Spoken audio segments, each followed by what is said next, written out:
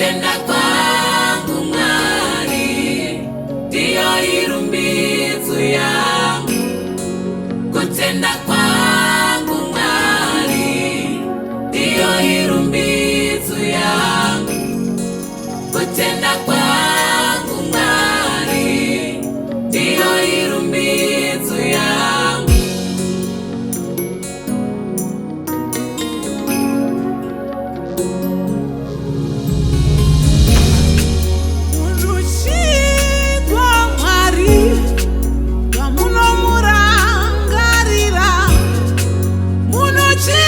Musarukwa vamunomurangarira, timi yenyu mune simba pamusoro penyama yose. Epapi pandingaenda Mwari mukarega kundiona, chimwari chamusingagone ipo pasi pezuva Jesu. Ndinosiva meso anyu aripo pese pese.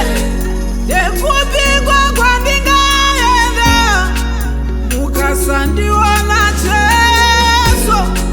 Ini nyangwe ndiri mutsatsi makandirangarira, timi yenyu mune simba pamusoro peupenyu hwangu.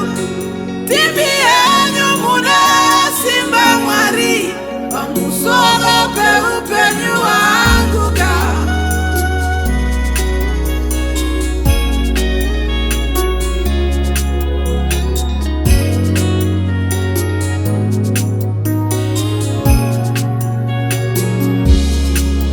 Ndokutenda nemoyo nezvese zvandinazo, ndokutenda neupenyu hwangu, ndokutenda Jesu, ndokutenda nemoyo nezvese zvandinazo, ndokutenda nezvandiri Mwari nezvese zvandinazo. Pane mwaka wakuti ura wangu pawakaturikwa pachitsika, makanoudza nemiseve zvese kurwisa upenyu hwangu.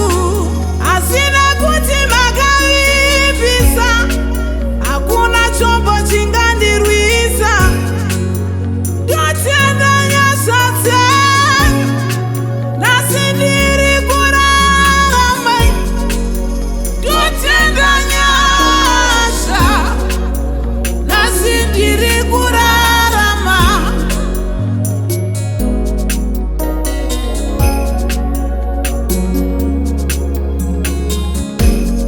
Mwari munoti tenda zvichirwadza, tenda nyangwe mumisodzi, ndichifara ndikanganwe.